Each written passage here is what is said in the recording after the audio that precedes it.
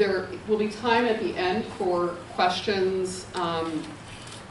If you would like to speak one-on-one with some of our experts who are joining us today, or if you have additional questions, we have a couple of board members, wave ladies, who are here who would be happy to answer any questions that you might have. John and Chris, could I let you introduce yourselves, please? Sure. My name is John Cody. I have Asperger's syndrome.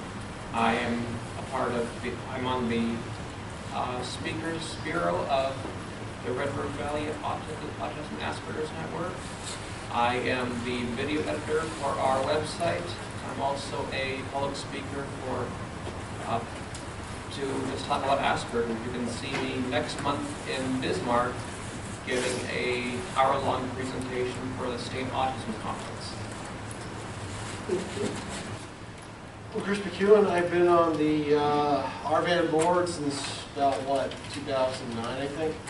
I also have AS. I'm a grad student, hopefully wrapping up things this year at NDSU in statistics. And I have AS. And my name is Margie Gray. I'm on the board of the network, and I have a 10-year-old son who was diagnosed with Asperger's syndrome when he was in kindergarten.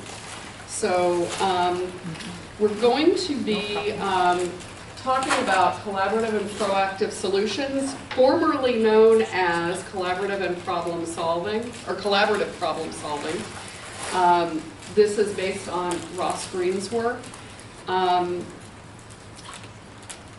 Let's see, get started here. So there are packets of information, if you didn't get one when you came in, that are on the back table. So, as I said, this information is based on the books of Ross Green.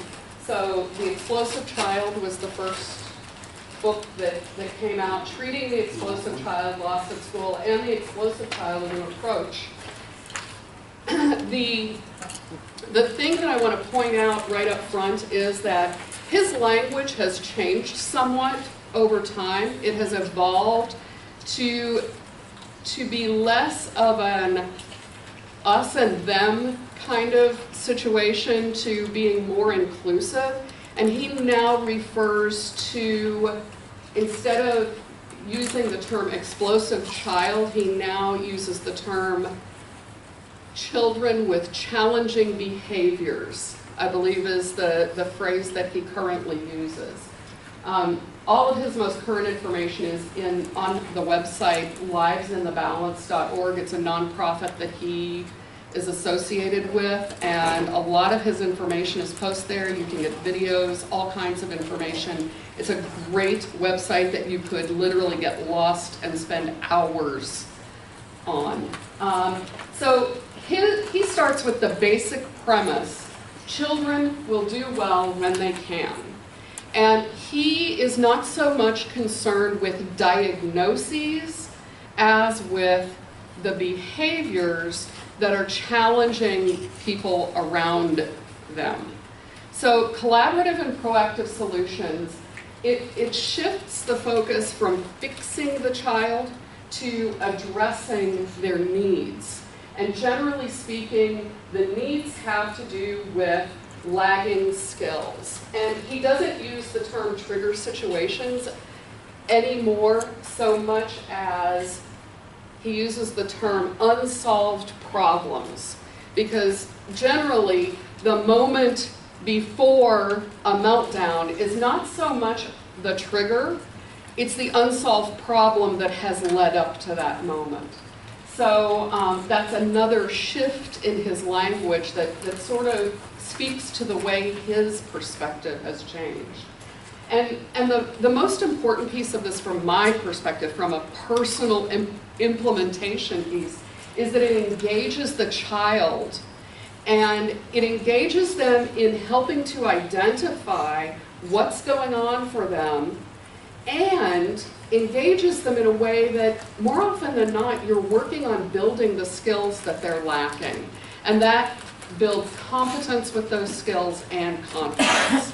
So from a big picture perspective, we're working on maintaining an authority figure, someone who's responsible for safety, and teaching those lagging skills in the context of that particular child's limitations.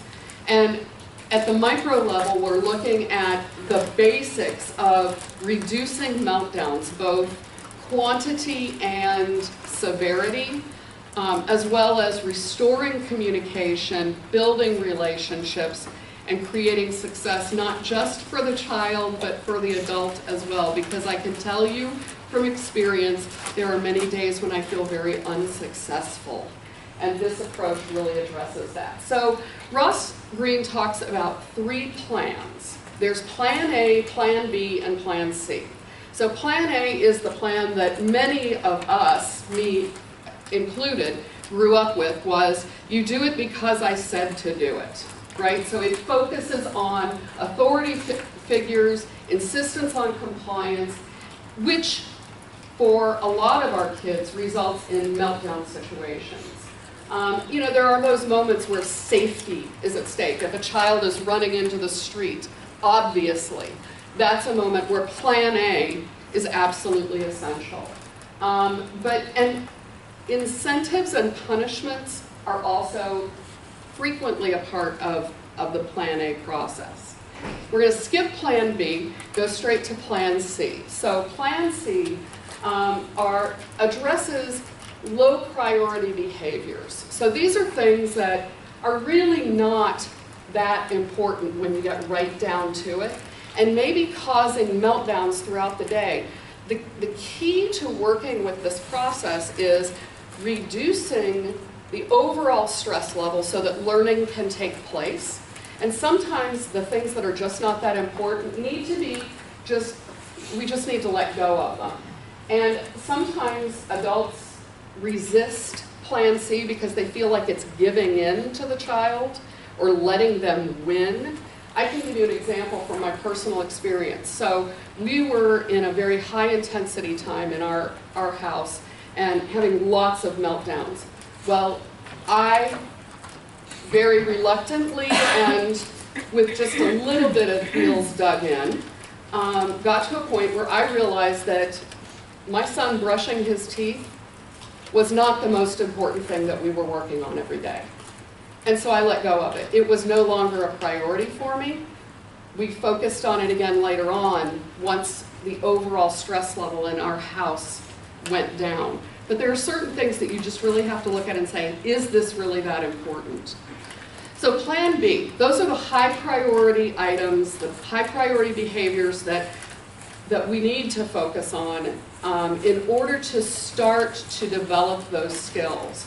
And it's through the collaborative and proactive solutions that the adult becomes the surrogate frontal lobe for the child, because that's where this disconnect. I mean, if everything's going straight to that mammalian or the reptilian type of response, where it's just highly reactive and there's nothing to slow it down to go through that process of thinking, weighing consequences, that type of information, this is where the learning can take place. So the surrogate frontal lobe. So the important things for the parent to keep in mind, or the adult to keep in mind, is that the frontal lobe needs to act with empathy and invitation. It stays calm, it defines the problem and anticipates problems, generates alternative solutions, and offers linguistic skills and accurate interpretation. So we're adding language to an area where the child might be struggling to articulate. And then finally, helping the child to recognize and articulate frustration and sources of frustration, because that's a huge element in emotional regulation issues. And this is all done through modeled behavior and guided engagement. So the pitfalls and limitations, and I just want to be clear, we're going to get really deep into Plan B in just a moment. So I sort of skimmed over it, but we're going to go through the process in just a moment. So the pitfalls or limitations are that it's really easy to kick into what's familiar. and that would be that plan A, because I said so, because this has to happen, because it's the rule, right? Talking plan B, but actually doing plan A. So when we go through the process, you're going to be able to see how the child is engaged in the process, and if it just becomes a situation where we're sort of getting our will imposed just in a roundabout way, it's not truly plan B. So falling into plan A when the going gets tough, those crisis moments where we go to our what's familiar, agreeing to compromises that the child can't implement. So if we end up coming up with solutions that we know are not going to be possible for the child to implement, then we're setting them up for failure in those situations. And the final thing is working on too many things at once. So it's really important as we're starting to implement collaborative and proactive solutions that we're working on, really limiting the scope of what we're working on. So executing Plan B. So Plan B is based on basically 3 steps. We start out with empathy and engaging the child, defining the problem, and that's what the problem is from the parent's perspective, and then an invitation into the problem-solving process. So I'm going to, flipping through your packet of information, one of the first things that's really important as we're starting to work with this process is identifying the lagging skills and unsolved problems. So this checklist is a great starting point for identifying what are the things that the child is struggling with. So, you know, difficulty considering a range of solutions to a problem. You know, that's a very common, I can tell you from experience, that's one that we really worked with in our house, because it was, if the thing he was expecting wasn't going to happen, there was an all-out meltdown. So we really have spent a lot of time working on developing that skill, and we've done it through this process. So identifying what the lagging skills are so that we're clear as to where the disconnect is for the child and what the skill is that we need to be reinforcing and modeling for them. The next page is the ALSUP, or Assessment of Lagging Skills and Unsolved Problems. It's a guide, and it helps to work through that process. Gives ideas and in detailed explanations of how to identify if something is a problem and what to do with that. So going to the very back page, the Plan B cheat sheet. This is the crux of the process. So the first thing that we talked about was that the three steps, empathy. So this is that point where we engage the child and say, you know, so I'll give an example from personal experience. We were having meltdowns when we were on vacation. So I knew different surroundings, different schedule, different everything, lots of fun, you know, everything was just topsy-turvy from home, right? So bedtime was just horrible, total and complete meltdown. So the next morning I got up and I said, you know, so it really seems like you're having a hard time with going to bed at night. Does it feel like that's a really hard part of the day for you? Yeah, it really is hard. I get that. And, you know, here's my concern. My concern is that if you don't get to bed at night, you're going to be really tired in the morning, and then it's going to be really hard for you to not get in trouble, because you're going to be, you know, reactive, and it's just you're going to end up getting in trouble. And I don't want you to get in trouble. Do you want to get in trouble? No, I don't want to get in trouble. Okay, great. So help me understand, what is it about going to bed that is so hard for you right now? Well, I don't know. When first engaging in the process, it can be really difficult for the child to start to come up with these answers because maybe they haven't been asked before, right? So it's really important to not, planting some seeds is fine, but it's really important to engage them in the process. And I said to him, you know, I get that. We haven't really talked about this before, but you know, it's something I'd really like you to think about. So how about if we take a few minutes and just sort of talk through it a little bit? Or, you know, why don't you take a few minutes and think about it, and then we can talk about it some more. Well, what it came down to was he finally came up with, he was afraid that we were going to be having fun without him after he went to bed. We got to the bottom line issue, and I never would have gotten to that issue if I hadn't engaged him in the process. That's the key, is for them to be, I mean, think about the lagging skills we're teaching. Self-identification of what the frustration is. And then giving him some options, or having him help to come up with options for how to solve that, helps to teach black and, or to broaden his black and white thinking, to help him start to think about multiple options, right? So we went through the process of, well, what would work for you? How do you think that we could make that fear go away? How can we assure you that we're not going to have fun without you after you go to bed? And we went back and forth, and basically what it came down to was, I said, well, you know, do you mind if Dad goes fishing after you go to sleep? And he was like, well, no, that's okay. I said, okay. Well, what about, I said, you know, if the TV's on, anything that's on that late in the evening is really adult content anyway, which you wouldn't be allowed to watch anyway. So I don't think we have to worry about the TV part of it. He was like, no, you know, and he wasn't pushing for being able to watch adult content. So that was not an issue for him. Well, you know, sometimes we like to have nachos at night. What if we make sure that if we're going to do anything like having nachos or something that you would want to do, that we do it before time for you to go to bed? Well, that would be good.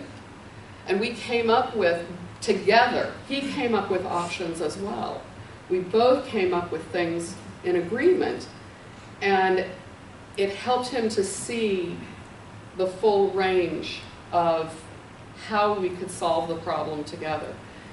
The trick, you know, it said in the presentation, it said falling in, saying you're doing plan B, but falling into plan A. So that would look like, well, what do you think is the problem? Well, I'm not really sure. Well, you know, what I think the problem is this. Telling him what the problem is not plan B. Really eliciting, helping him to figure out for himself. You know, we might have some theories, and if we say, well, do you think that maybe it's this? And we've been through this very recently where I said, well, is it, he had a meltdown, and after it was over with, I said, well, was it because you had some math? Do you think it had anything to do with your math workbook? And he said, no, it didn't have anything to do with that. And I said, oh, really? And that surprised me. I was sure that it had to do with the math workbook.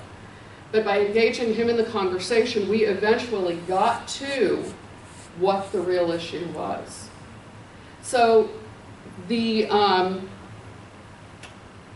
process, initially it seems like it can take a lot of time, but if you look at how much time we spend in meltdown mode, really working on building the skills, the lagging skills, and engaging him in that process has reduced the amount of time that we spend in meltdown significantly. And what I can tell you is, I have no scientific data, but I can tell you that the first time he came up with other options for a situation, I was almost in tears. For those of you who work with kids who really have that rigid thinking, it was huge to hear him coming up with those options, and I'm certain that this process helped him in developing that ability and that capacity.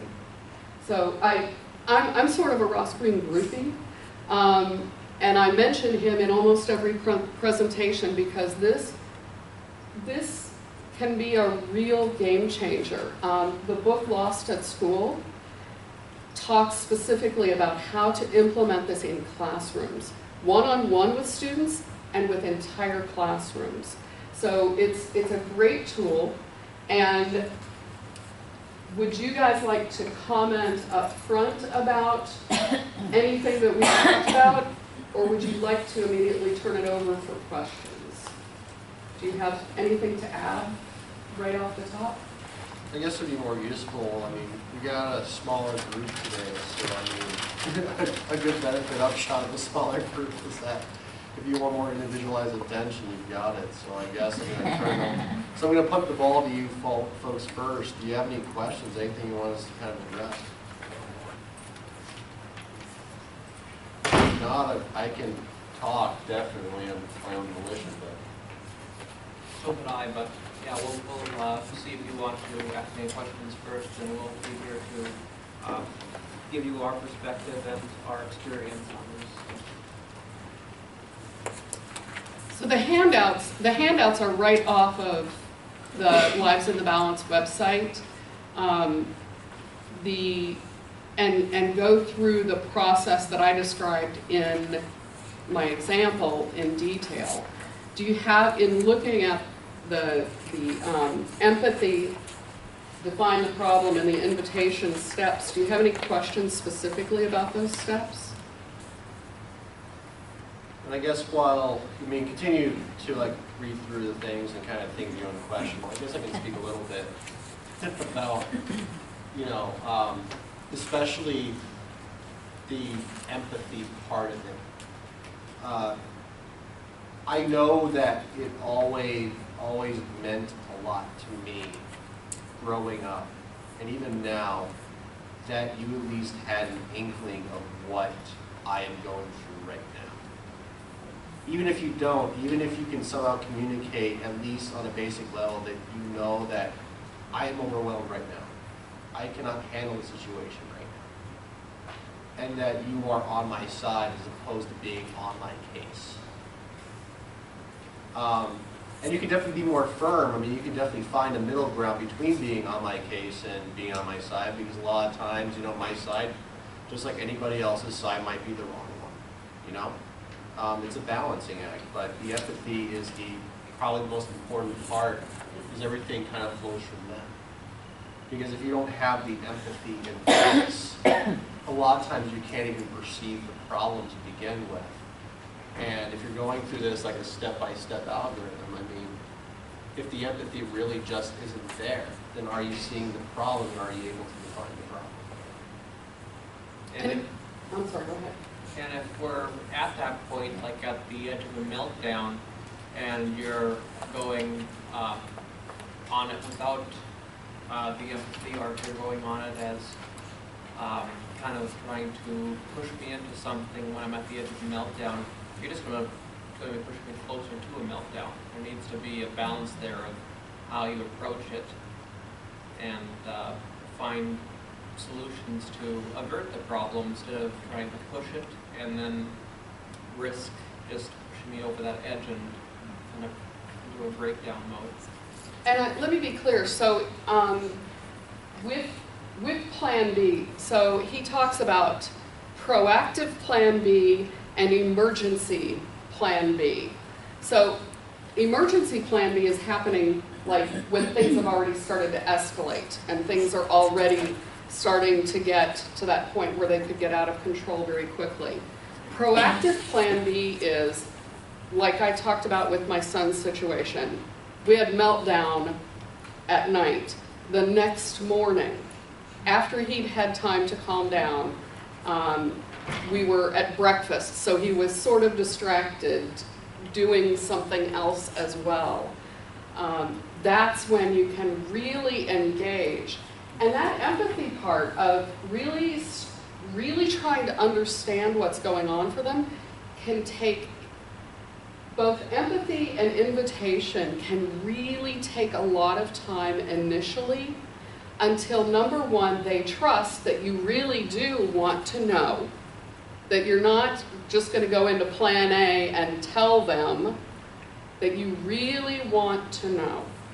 And engaging in that part of the process, when you look at the website, a lot of the questions from parents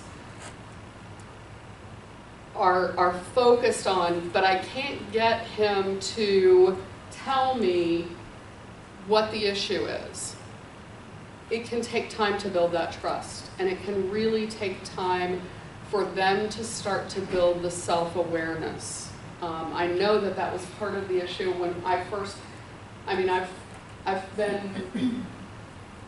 was introduced to this several years ago, so probably since he was maybe 6, maybe as early as 6, we started working with this. And you know, that can be a really hard part initially, and helping by, do you think it has something to do with, and leave it very general, you know, like when I asked my son about his math workbook, I said, does it have anything to do with your math workbook? Not, is it because you didn't want to do your math homework? I left it very open and general. I do my best to try and keep it open. He knows, I mean, he's learned that I really want to help get to the core of what's going on for him. And the invitation, the problem-solving piece of it, getting them to come up with a solution can be really tricky. So, you know, going to bed without a meltdown. I'll just go to bed. I just won't be upset. That's not realistic, right? We had to come up with some other parameters around the plan. If I had just gone with, well, I just won't melt down, it wouldn't have been helpful for him, because then he would have felt like a failure that night when he wasn't able to keep his end of the deal. So I really helped him to flesh that out. I said, well, that's, you know, I get that you don't want to melt down, but are there some specific things that we could do to help you so that you don't feel like you're going to miss something? Well, you could promise that you won't, and this was he came up with this. You could promise not to do anything fun after I go to bed. And that was when I started giving the list of things. Well, would this be fun for you? No. Okay, well then it's okay if that happens. But he came up with, you could promise not to do anything fun after I go to bed. And that was huge for him to come up with that on his own. So, you know, that's that place where it could be, well, okay, well, we'll do this, you know, and it becomes plan A because it becomes the parent dictating what's going to happen. But engaging him in coming up with the solution was the time-consuming part, but the very rewarding part, because he was coming up with solutions and options.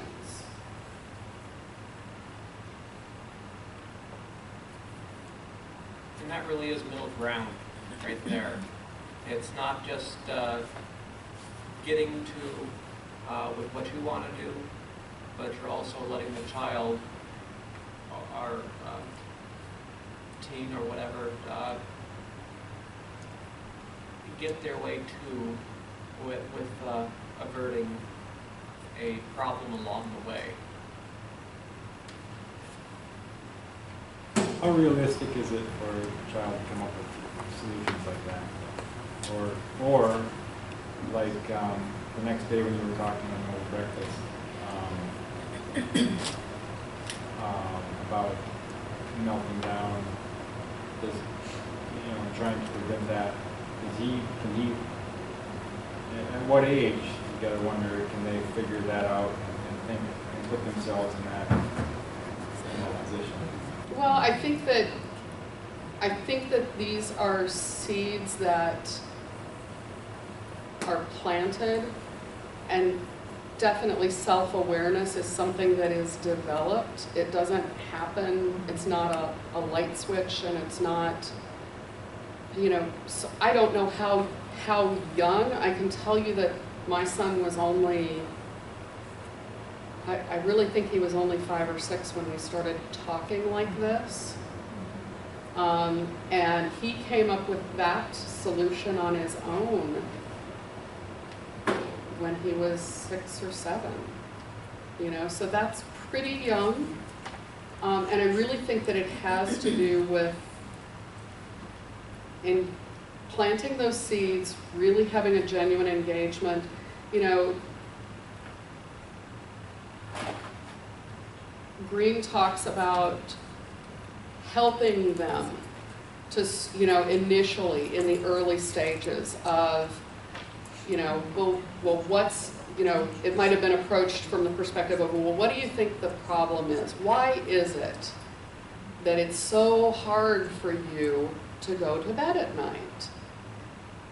Well, I don't know. Well, let's think about it, and really expanding that process, but even to the point of, well, do you think it might have to do with you don't feel tired yet? Does it have to do with, and asking those kinds of questions to really help them start to self-identify? I mean, it's the same process as any time we're teaching someone how to have a sense of self-awareness. And the thing to remember is that, you know, like with that situation, that specific situation, and with any situation, the first solution, the first round may not work. That may not have been the real problem. And so you have the conversation again and again until you get to the real problem. So don't look at it as a failure if the first time it doesn't work. It's the first step of the process. And it may work initially, as it did with my son, and then later on, it wasn't as effective, right? Because there were other things getting in his way of not wanting to go to bed, right? There can be multiple issues that you Exactly. need to tackle individually to a certain problem, and you solve one, that's going to lighten the load and help a little bit. But then there's those other things that will also come in. I've had problems where it's been 5 different reasons where I'm at a meltdown level of something, and tackle them one by one, be patient, be able to just kind of help identify and help them self-identify what they are. And it may take a few times because there could very well be multiple problems. It may not look like that at first, but there definitely are times where I can tell you positively that there can be multiple factors. And if they won't engage in that part of the process, you really have to look at why. Is it because there's a basic trust issue? Is it that they really haven't had anyone that worked on them or worked on self-awareness with them? You know, regardless of that, the foundation still builds on all of that. Sometimes too, I'm Sylvia Ducray. I with the Fargo Public Schools. I'm an Asperger's teacher's coach. And one thing that I will sometimes do is I will use cards and write words down, or even have pictures, because if they can't communicate and get their thoughts out, if they see something in writing, it may trigger a feeling or an emotion about what is bothering them. And if it's none of those, you might keep writing down other words, trying to get down to the base of what the problem could be. But that's just a way of providing words for them to say yes. Yeah, definitely. Or you can even go into the picture. If they're younger, maybe there would be photos of, you know, things that they have entered that you would be aware of that you could put into the picture. And then from that, then you can use the words to help them. I'd also like to also say that sometimes myself, especially when I was younger, I know that there's something bothering me, but it's something that I was not always able to pinpoint, so it's not, I'd be able to tell you what's the problem, because sometimes I just can't identify it. I just know that I feel really horrible about something, and with that, it just takes collaborative work to try to discuss and figure out what it is, but it's going to take some help on your part to help me reach to the center of what a problem is, if I can't identify it, which happens from time to time. I'm better at identifying it now, but when I was younger, I needed some help to do that, so it's not like we're not willing to tell you what it is, it's just that we don't know what it is to tell you. I think that's a really important point too. Sometimes it seems like resistance to engaging in the process, and it may just be a lack of confidence or skill in engaging in the process. And that just takes time to develop. How big a part does sensory play in how elevated or agitated you can be? I mean, if it's hot out, if it's loud, you know, any of those sensory issues, does that make it more difficult for you to pinpoint or for others to pinpoint? Yes, yes. Sound, lights, heat, those can all be factors that will add on to stress and reaching a meltdown point, and that will make things a little bit more cloudy for me to pinpoint exactly what it is. So yes, sensory issues do come in. So find an area that you can go into that would be a little dimmer, a little quieter, and then the cloudiness can go away and you can better identify what it is. So if it's a sensory issue that's blocking it, remove the sensory issue. A lot of times the sensory stuff can be worse for me than just about anything else. Especially at this stage of my life. I mean, I've learned how to pretty much deal with all the stressors pretty well by now. I've got a 4.0 in grad school and doing all sorts of fun stuff, but and I'm working close to the 60 hours a week too, so I'm doing okay. But at this point, like, there's one thing that can still really throw me off and really add to the pile is just weird sensory stuff. I hate humidity, hate it. Bad place to live here for me. All the humidity, but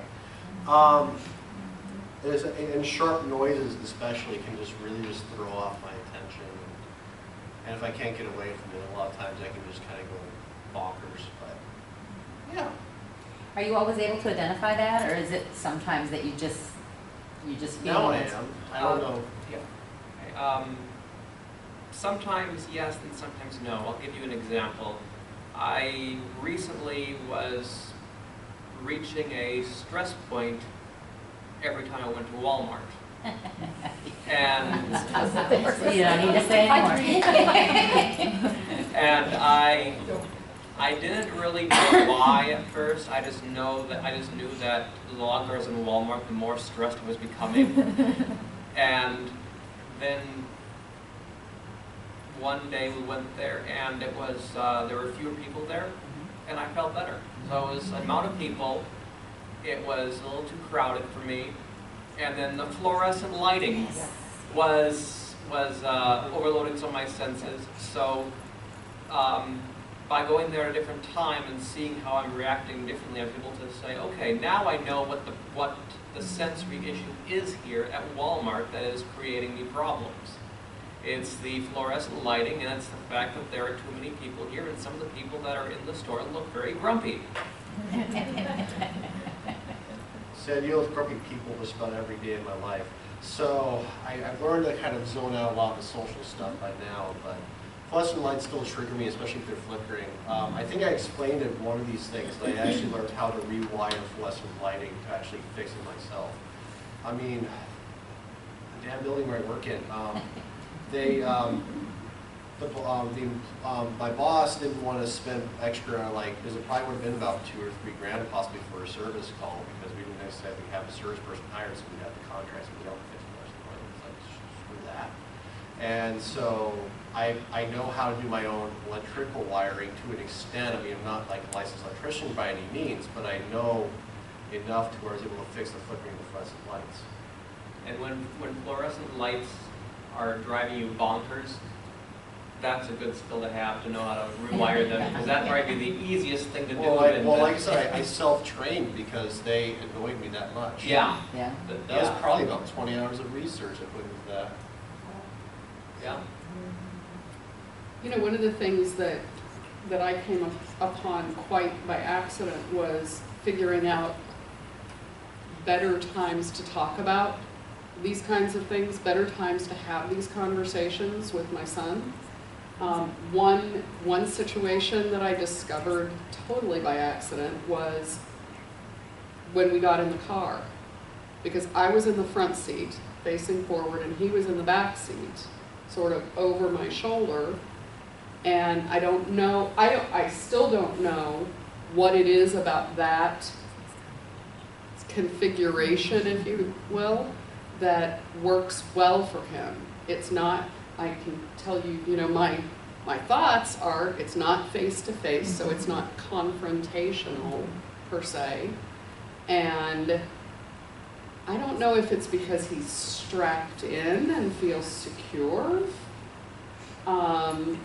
but that's a situation. The other time that I found I would get a lot of really good information and have a lot of these really good conversations were when he was in the bathtub at night. You know, I mean, he's young enough that was not inappropriate, and I could sit and he'd be, you know, like swimming in the tub, and it was nice and warm, and it was relaxing. And once again, we were not face to face, but it seemed to be he was calmer and he was coming down at the end of the day. And I found that I got a lot of we had a lot of really productive conversations. He was able to articulate things in those moments that sort of blew me away, that he was able to articulate. Can I comment on that? Absolutely. Okay. I don't know your son personally, so I can't say exactly what he's thinking, but I do have a theory of why it's better. Please.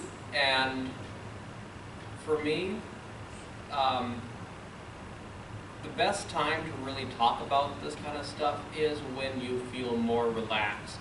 The more stress or tension there is, the harder it's going to be. When you're relaxed, you're able to actually think clearer to come to a solution. So, yeah, being strapped in, watching the scenery go by when you're driving, that's both a distraction and something a little calming. Bathtub is warm and relaxing, that's calming. So he's at a more relaxed state, and in those moments, your brain is a little bit more fluid to the point that, and relaxed, that you're able to better think a lot clearer. And I do think that it is that he was at a more relaxed state to do that. And then also, it isn't face-to-face, it isn't confrontational, that's also, I think that can be good. It feels a lot more of a casual conversation than misinterpreting a facial expression or something. So that's my own personal view of why that's better, if you find that helpful. Yeah. Chris, do you have times that you feel that are easier for you to sort of sift through things or sort through something that's been difficult for you? Sure. It helps when I don't have like a pressing thing that needs to get done now, because, you know, my life is basically just a series of deadlines. Something like, for example, I asked you for leaving here for lunch is like, oh, slight delay, ETA on this ticket, 2:15 p.m. So I've told 2:15 p.m. to solve this problem that I told somebody by email I'd solve by 2:15 p.m. So, you know, regardless of whatever life problems I'm going through, it's like regardless of whatever I'm worrying about, maybe my dogs, you know, not peeing somewhere because I've tended to them in the past like 8 hours, maybe my schoolwork is due, maybe my advisor's peeved off of me because I haven't emailed her back in 3 weeks. all these problems that are kind of just stacking up, but I mean, but at the end of the day, 2:15, this needs to get done. So it's kind of weird in a sense, because a lot of times it can be clearing too, because it's like, okay, I have all these things, but this is 2:15 p.m. But at the same time, I really can't have the luxury to really be overwhelmed or be over hyper-focused. It's a weird balancing act in my life, I guess.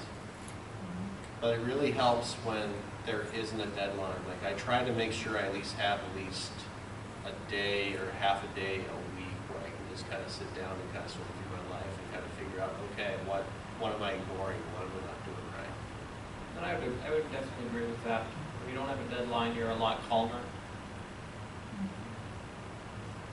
How about your physical health, your physical well-being? If you're coming down with a cold, or you haven't gotten outside in the sun for a while, or I don't really don't need the sun. Oh, I do. I go out walking every day. okay. Oh, I ran I actually, for sensory issues, I actually don't like the sun too much. I told you about the humidity part. Super brightness of the sun too, a lot of times it throw me off. I'm very much a night person. I do almost all my exercising like at night. Like people freak out when I tell them like I ran like 3 miles from 11 p.m. last night to about 12:30, but that's what I did, because that's when I do my exercise routines at 11 o'clock at night. So yeah, like I said, I think it helps a lot. I guess that's right. Your question is more so like, how do I get overwhelmed, like with illness and stuff like that. I hate being sick because it's so unproductive. I really hate being sick. I get really paranoid whenever someone's like, I have the flu, but I showed up in the same room as you. It's like, well, screw you, I don't want the flu. And also to expand on that, I know that when I have like a cold or some kind of a illness going around, yeah,